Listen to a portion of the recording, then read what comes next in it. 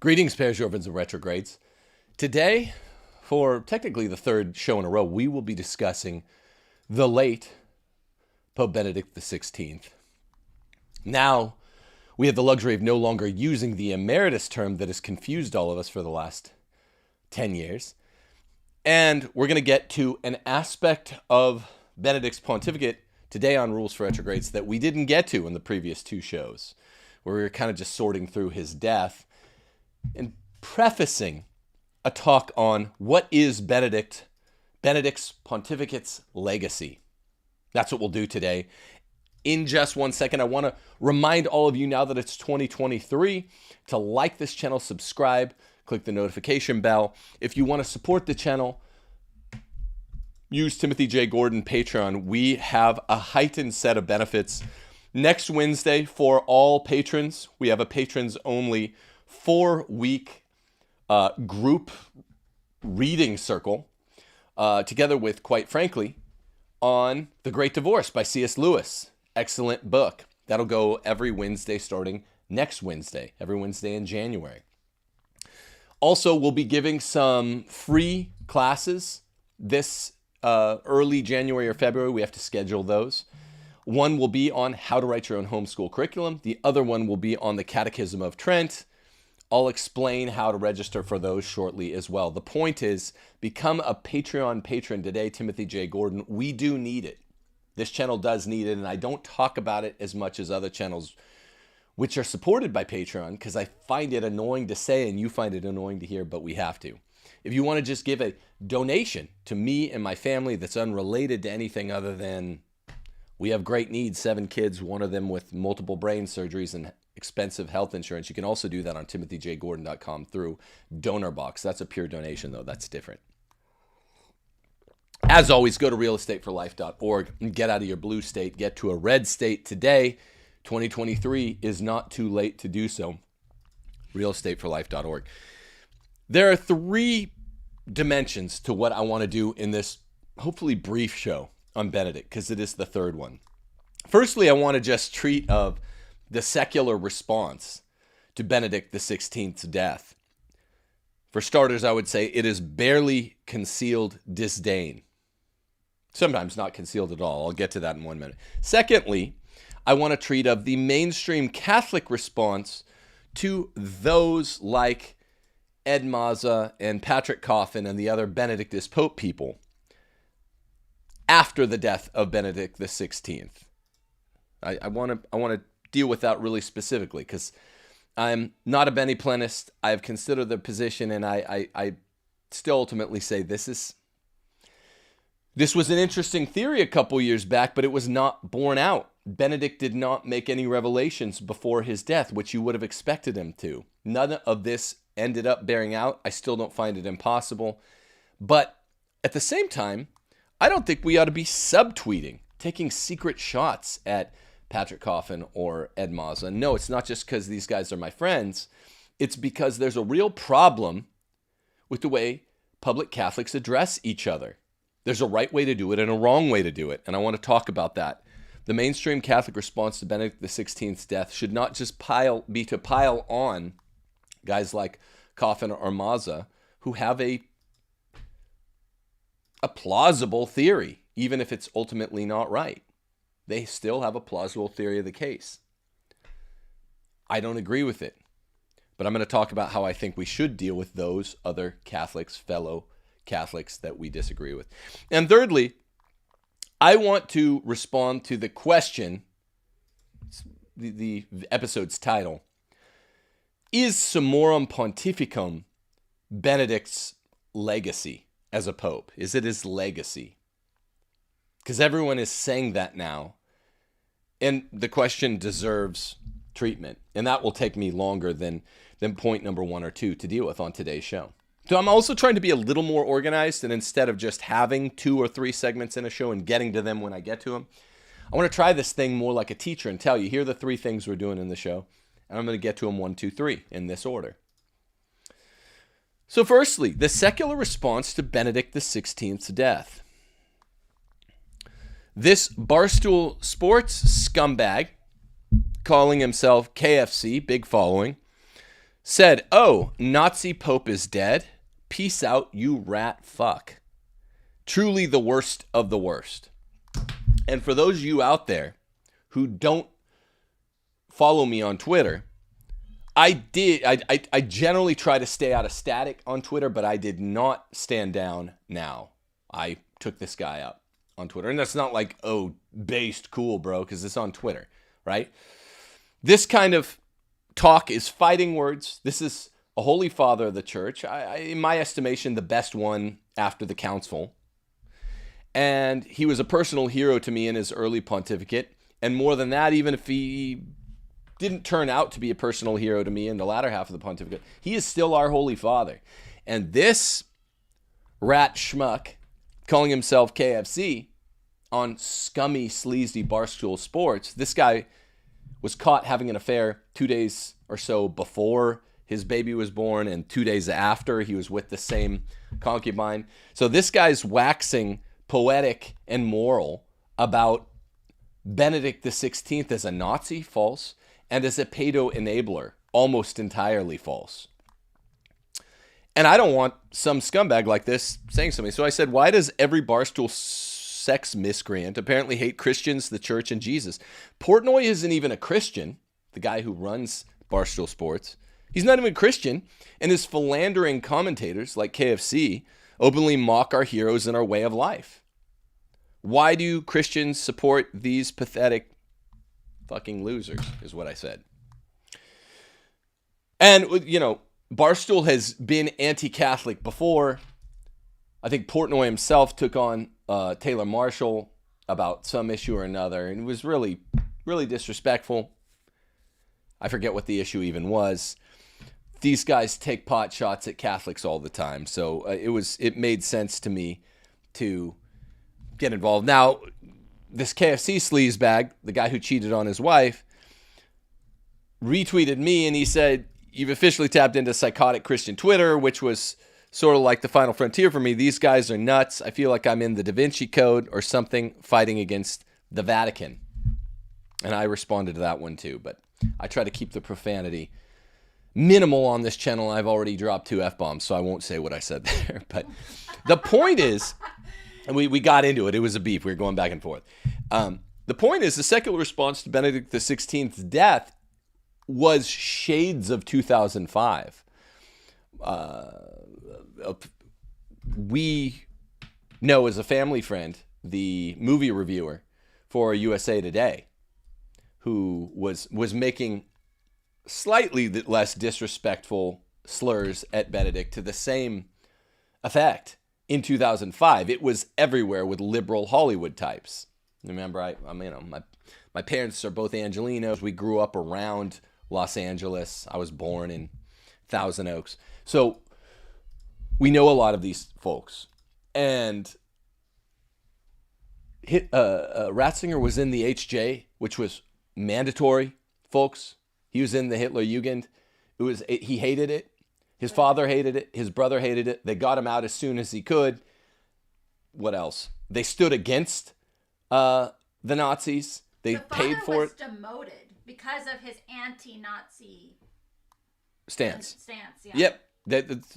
Ratzinger was not a Nazi. If anything, Ratzinger was a young social liberal, right? I mean, Nazis are socialists, but they're a different kind of socialist on cultural issues, and Ratzinger was not that. So you can't say that. Also, of the 3 popes, I think this is Eric Salmon's point on Twitter, strong point, Ratzinger, JP2, Francis. I'm not using their names to signify that any of these 3 weren't popes, because I believe all 3 of them were popes. He was the strongest.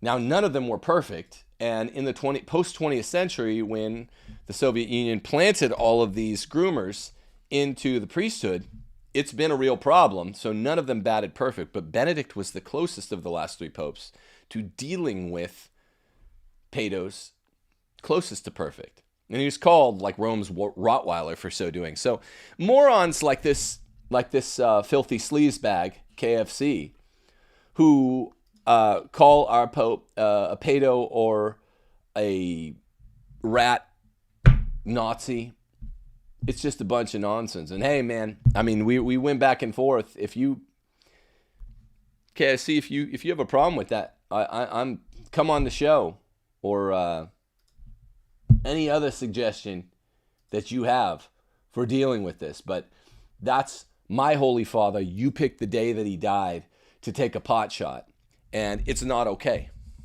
It's not okay. Unacceptable. I call foul.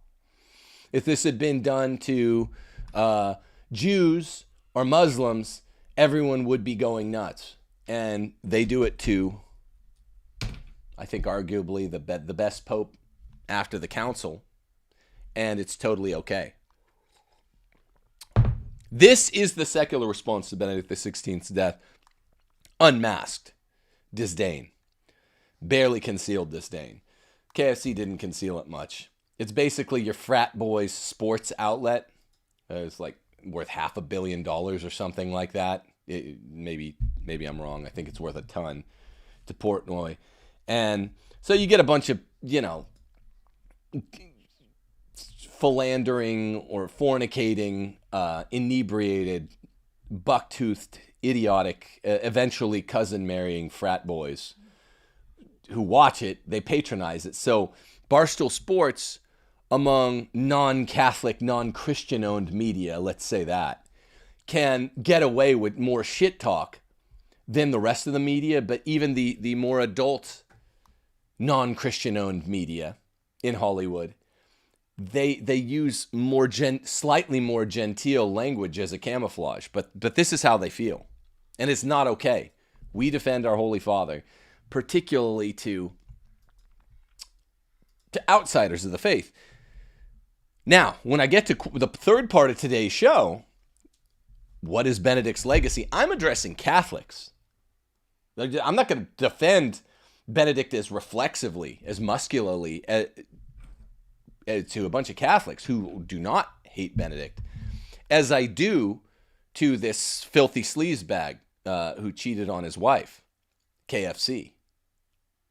Yeah, just a punchable face too, between you and me.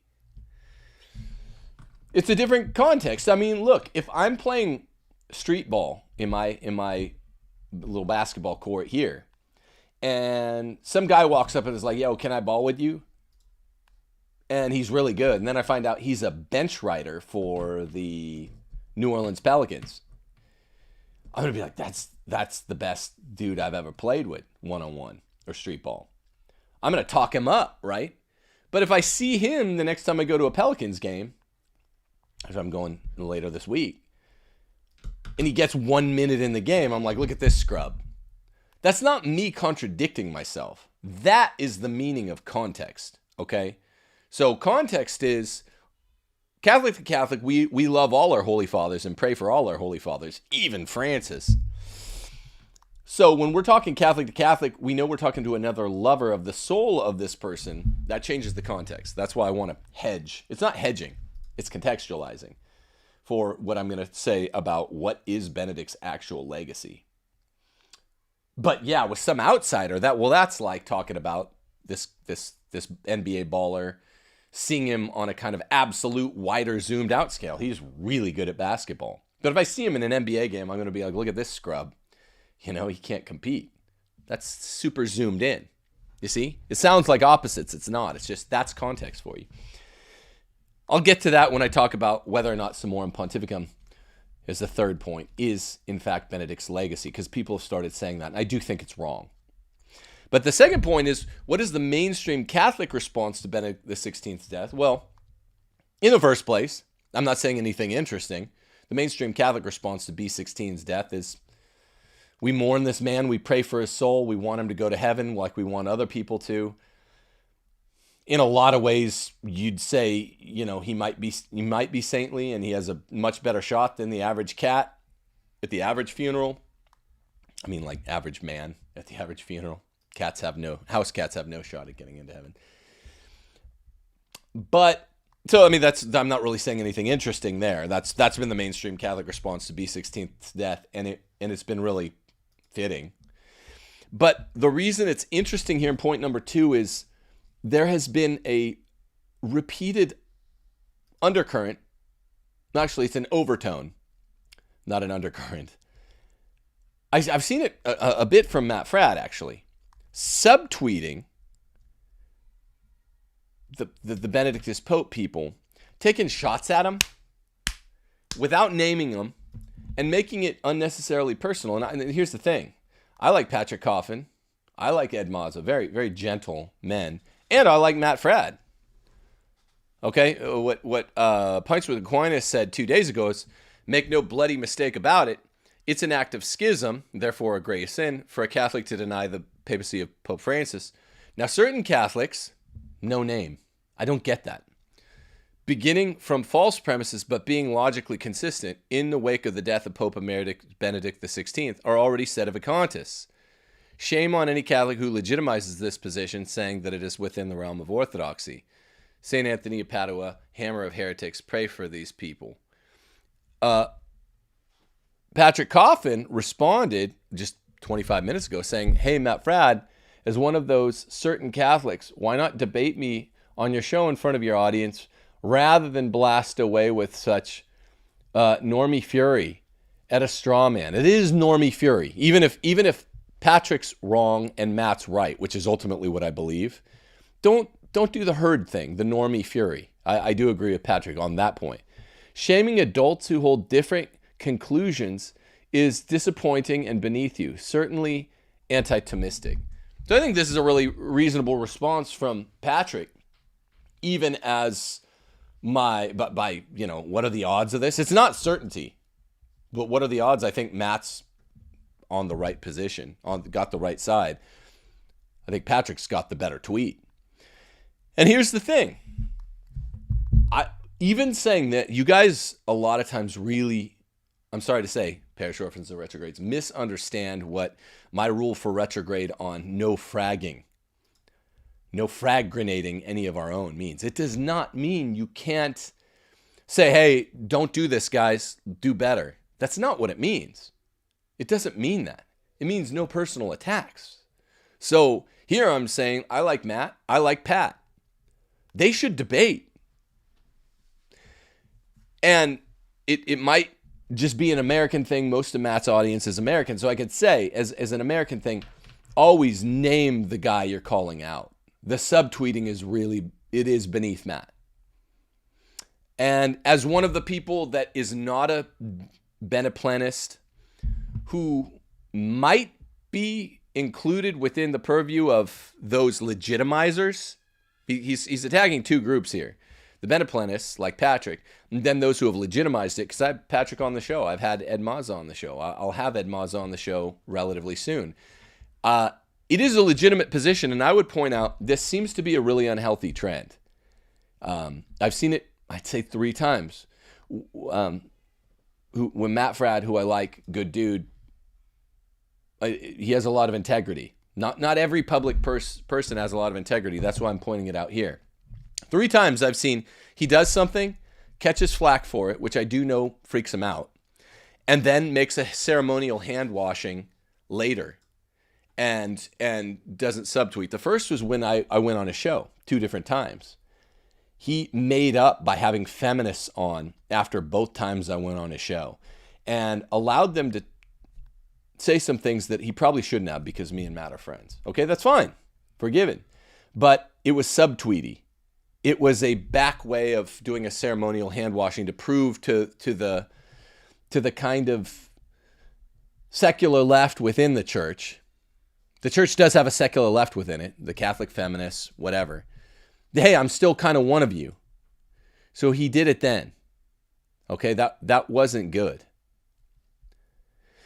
And then he did it again with the same crowd, the Catholic feminists, secular left within the church, when he said that women aren't funny. Then he did a big ceremonial hand washing. He made a full kind of non-apology apology by going through and saying, now that's a funny woman. He did it for weeks. He's kind of still doing it vis-a-vis Laura Horn. At least that's not subtweeting anyone, but it's the same kind of energy. It's the same negative energy. Don't do that. And now he's done it, I think, in two statements that really are Patrick Coffin, Ed Mazza, others. Who are the other Beneplanists? I forget. There's the... Well, I think specifically it was that he'd hosted the Sedevacantist debate. So he's talking about legitimizing the position, but Peter Diamond was on a show. Oh, yeah, I forgot. Like 4 instances. So before he did this, where he's kind of... this is part of the third instance.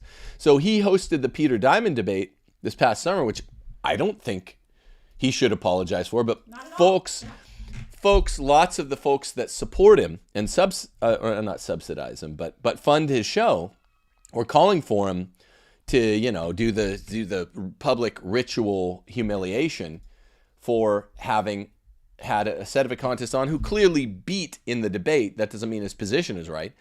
The clearly inferior, overmatched opponent. Peter Diamond's a sharp cat, right?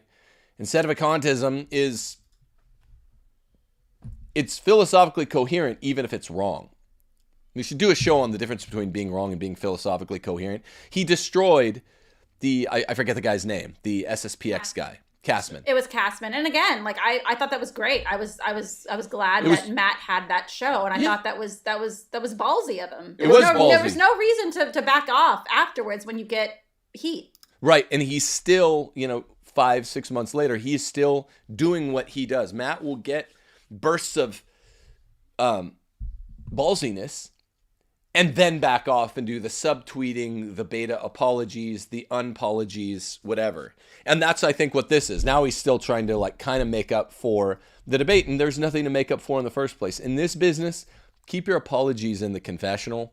Generally, you want to be Teflon Don. You don't want to make apologies for things you've done that were prudential judgments. Never apologize. I've told Matt this. So don't do it, and certainly don't sacrifice, or if you're going to, just name Coffin and Mazza and say, hey, I think you guys are wrong. But since he's unclear, Matt Fradd, on whether or not it's okay to debate them, maybe he's unclear on whether or not he feels he could prevail in a debate, I don't know. But just say, it's not wrong, and it's not fragging, to say, hey, look, I love you, brother, but here's where I think you're wrong. That's Christian. I'm doing it right now with Matt Fradd. I've done it with both Mazza and Coffin on my show. Here's why I think you're definitely not over the threshold of persuasion on the Benedict Pope stuff. Benedict just died, and look what happened. There was no confession. I was the little part of me that thought, well, who knows? Maybe they're right. I was looking for a confession in a lockbox, a kill switch, something like that. There was nothing. He just died, and now it's just gone. Still doesn't prove that the Benedict Pope people are wrong, but it makes it more likely. So I would just say the mainstream Catholic response in 2023, we should make it our New Year's resolution to not subtweet. Call people out by name. Be like, hey, I love this guy. I think you're wrong here. Come on my show and discuss. It doesn't have to be a formal debate, Lincoln Douglas style debate, but come on my show and let's discuss it. And the problem why you're not doing that is because that's more direct. It's a little more intimidating. And some of the people doing it, as I've mentioned them, I'm not trying to beat up on Matt, who I like, aren't even fully square with whether or not having someone on your show is okay or not, because half their audience revolts. Half the people that support them, maybe financially, will revolt. So we got to be real clear on it. Directness is the best way. Okay, so I got that out. Now the third and final part of this, which is really what I wanted to do the show on, is, and this was supposed to be a fast show, so I'm kind of running out of time, is Summorum Pontificum.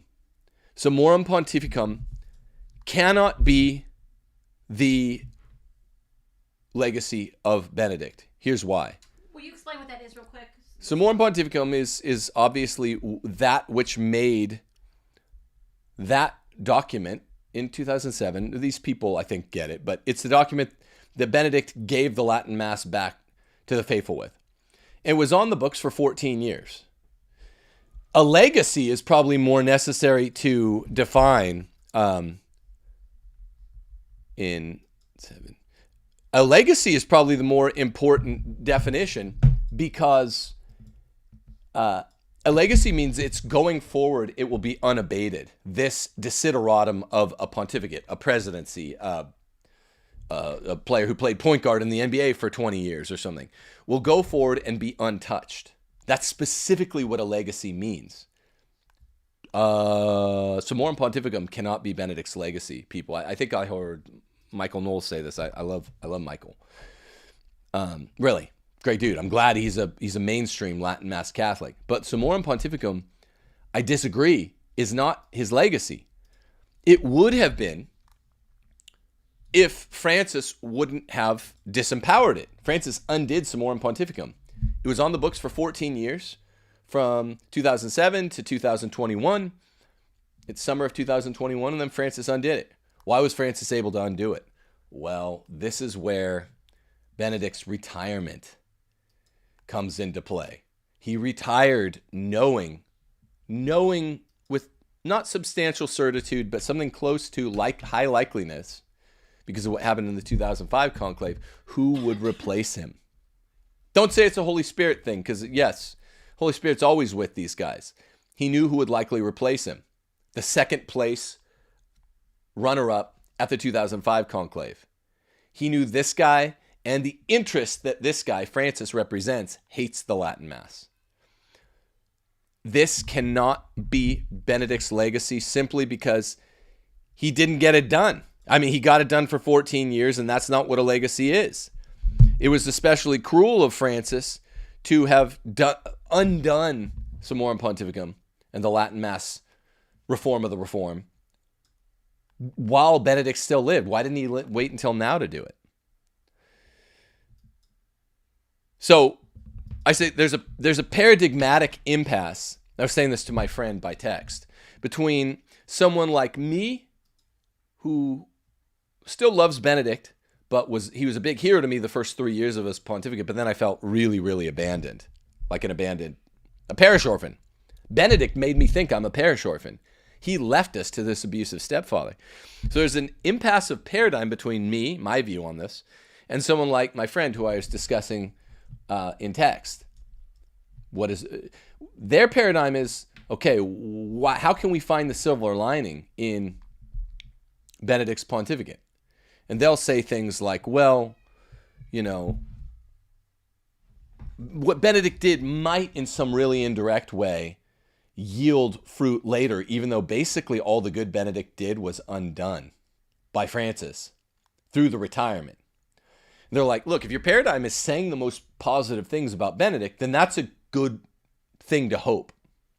But I say when you have plenary power as Pope, you can save the liturgy. Get rid of the Novus Ordo forever. That is not drastic. That was within his power. He chose to do it this way. We could have it now. If he would have just gotten rid of the Novus Ordo, it would have been much harder for Francis to undo Benedict's undoing. He chose not to do that. He chose to go slowly. He chose to reform the reform slowly. And then worse than that, and I think his real legacy, it's not a positive thing, so get ready. His real legacy is the retirement. It alters the pontificate going forward, and it enabled the next guy, Francis, to alter all the good that Benedict had done going forward. And my friend, so it's the paradigm, what a good pope does with plenary power. That's what I say it is. I compare Benedict to what Benedict could have done. He could have changed things for a small price, abruptly taking the Novus Ordo away from baby boomers. Not a big price. His paradigm is something like silver linings from within the framework of blown opportunities and constant defeat of the faithful by infiltrators. And I think a hopeful, possible way of looking at Benedict now is by saying, there are all these priests that went through seminary. I know some of them. I'm lucky enough to know some of them that I'm friends with. They went through seminary under Benedict, so they're really well trained. They know the Latin Mass. That's his legacy, isn't it? Yes and no. These guys are the faithful pilgrims in an unholy land that Benedict could have made a holy land again, the church. It's still an unholy land over the last 100 years. Benedict could have made them the norm instead of these outliers. He might have made them more numerous, but he didn't make them the norm. In a church which might have embraced them instead of spurning them. Now the church spurns them again. Benedict could have had a lot more aggressive reform of the reform. And furthermore, to add to the point that Summorum Pontificum can't be a legacy when Francis reversed it within 15 years. That's why Francis is Benedict's legacy. Unfortunately, he has the legacy of a blocked wish, the reform of the reform. It's blocked. In sports, a comeback ain't a comeback unless it's perfected. If you come back from 25 down in a basketball game and you get it to you're down by 1, then you miss the last bucket, your only legacy is defeat. And that might have been what Benedict did. I don't even think he got us within 1. He got us, we were down 25, he might have got us back down within 10. But it's not even that stark. And so the best way to say it is, yes, there are all these Summorum Pontificum priests out there that learned the Mass, the TLM, but the legacy is now they have basically useless knowledge because they're not going to be allowed to do it once Francis muscles up Traditionis Custodes a little bit more. You see? So that's not a legacy. Strictly speaking, the legacy would be what he did that's lasting. The reform of the reform is undone, and Francis sounds like he's going to go a little far and make things even worse than they were before summer of 2007 when he gave us Summorum Pontificum. This is going to be worse than it was before for traditionalists, according to what it looks like. The whisperings out of Rome on the synod on synodality. Francis just tried to appoint Heiner Wilmer as CDF. It seems to have been blocked by cardinals. We don't have a good story on that. I'm waiting for a good story to do a show on it. Francis is aggressive. He's going to make things worse for traditionalists than they were in 2006, in 1996, in 1986, in 1976. Francis is more aggressive than Pope Paul VI as a leftist. So no, I can't see Summorum Pontificum as a lasting legacy because it's not. It's undone. It's nullified. It's diswired. It's broken. I still love Benedict XVI and will defend him to these pigs who talk trash in the media, and I'm still going back and forth with this guy. And you should too. But when we're talking Catholic to Catholic, we know we love him. So that's why context matters. And we're talking Catholic to Catholic. You know I love Matt Fradd. You know I love Pat Coffin. I think these guys do a lot of good work. It's annoying to see subtweeting. Resolution 2023, let's not do it. Deus Volt, Parish Orphans and Retrogrades. I love you guys. Stay strong.